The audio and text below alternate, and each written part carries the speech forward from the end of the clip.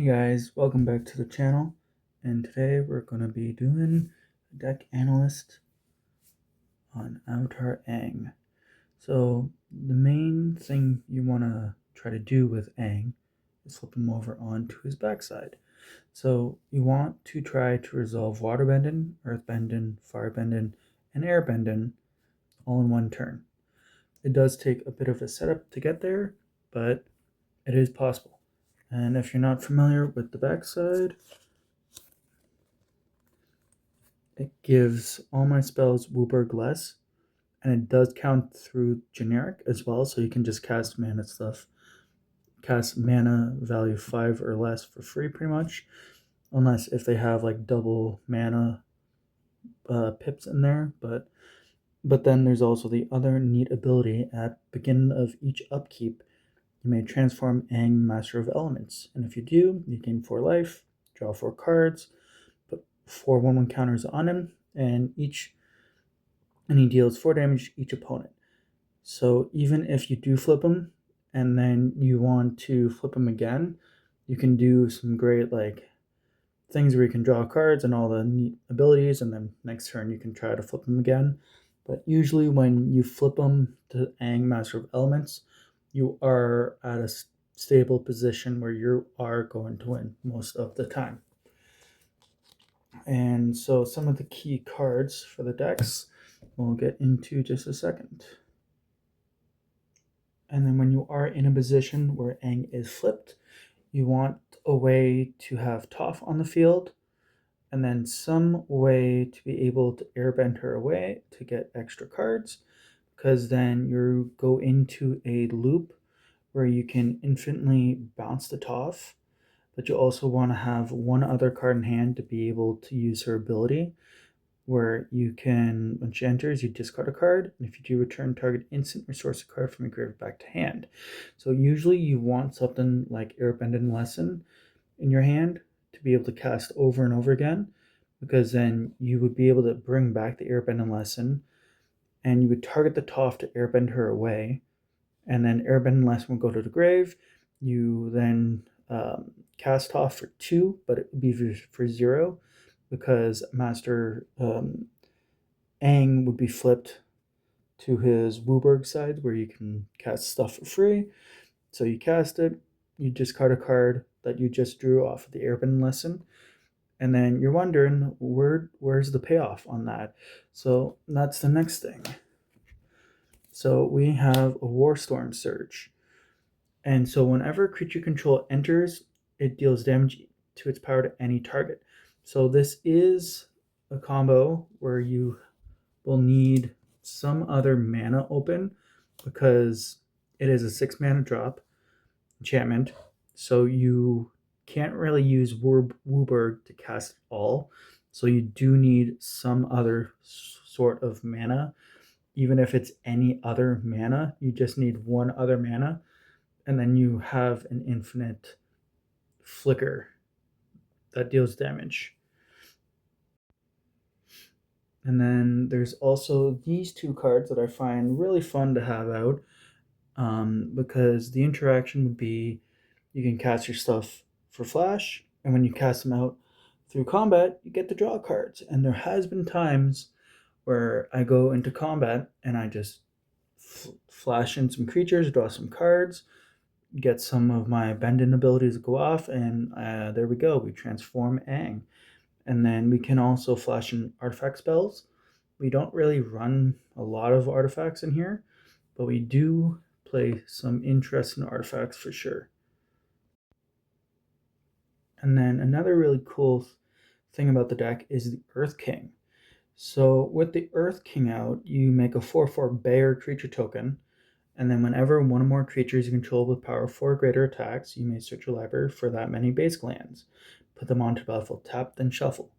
There has been a couple times where I fully swing out, get all my basics out, and with Aang being 4 power, that is pretty much saying you get to draw a card and a land onto the field. So that can be also really powerful. And then there is also the Katara that can double his triggered ability, which then will get you more creatures and more lands. We also have Master Plendo. I think that's how Piando. I don't know how to pronounce it. If I'm wrong, please tell me. But he is also a really cool card because when he attacks, you may look at the top 4 cards of your library, reveal an ally, equipment, or lesson card from among them, put it into hand, and then put the rest on the bottom of your library in a random order. So even if you don't get anything you need, it cycles through the top of your deck.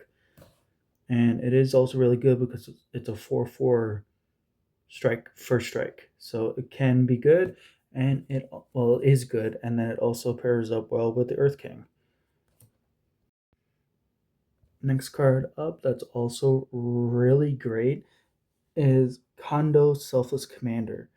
So the ability to be able to look at the top of your deck at any time is really strong because there has been a game where I had him out, continuously looked at the top, and I could be able to scry away with other cards, be able to plan out my next moves if I want to keep it there, like by drawing cards with the bending abilities, and or even cast stuff off the top if I need them. And he is also a really good protective creature because he did in one game allow me to bypass a board wipe and allowed me to facilitate a winning position, and I did end up winning that game. Another interesting 2 card interaction is Avatar's Wrath and Mayor Tong of Qing Village, so the Draft Magistrate. So something that I've been planning on doing before, never happened yet, is casting the Avatar's Wrath. So then what it does is you choose up to 1 target creature, so usually your creature, or you could go Avatar Aang when he's flipped, and then it's a free spell pretty much with 1 extra white mana. And then you can have Master Tong casted, and then it makes it so your opponents can't cast anything that you just exiled with Avatar's Wrath. And then we also have Boomy Unleashed. He is also really strong. He's very underrated in the deck. Or no, he's not underrated. He's really overrated in this deck. So the fact that he has Trample, Earthbend 4 when he enters. So if we get into a position where we can airbend him away for free, we just Earthbend a whole whack of times when he enters, and then when he deals combat damage to a player, untap all lanes you control, and then there's additional phase. There's an additional combat phase. Only lane creatures can attack this turn. So there could be a situation where we can flicker Boomy a lot of times, or just attack, have a couple lands that can attack, and then we just get to attack again with those lands. And then if for say they do die, they just come back because they're earthbended. I feel Appa the Vigilant is kind of a cheeky card. There's times where I don't see him, but then there's times where I do see him, and he's a big bomber pretty much. When he hits the field, he gives everything an anthem. Like, he's an anthem creature in my opinion. The fact that he can get 1/1 counters on stuff, or no, not counters, sorry, +1/+1, and gain flying and vigilance to everything that's an ally.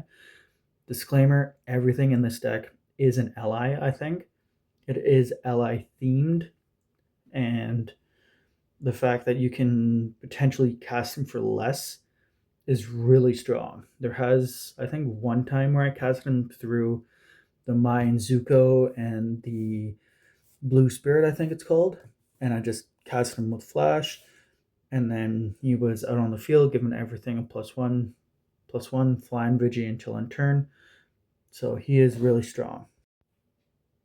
We also have a really cool interaction with tough, hard-headed teacher and a worldly tutor.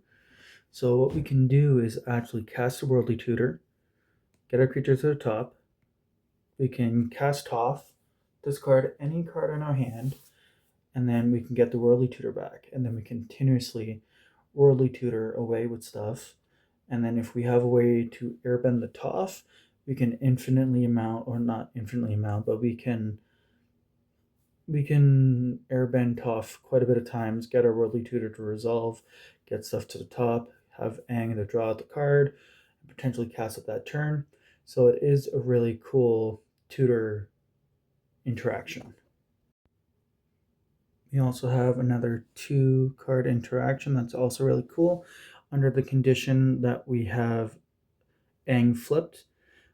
So what we can do is cast Appa Steadfast Guardian. We can airbend any type of permanent we want. Then we cast Aang, and then it allows us to airbend Appa away, and then it can just infinitely airbend them 2 away, and then allows us to make infinite amount of 1/1 wide ally creature tokens. And then as well with Aang, if you cast a lesson spell, he gains lifelink. There hasn't been a time where it's useful, but it is also really good to gain life sometimes. So there are a bit of lesson spells in here. And then Appa Steadfast Guardian can also help us avoid board wipes because he does exile permanents. So if our creatures are going to get board wiped, we can airbend them away and protect them, cast them next turn. We also have a Badgermole Club in the deck.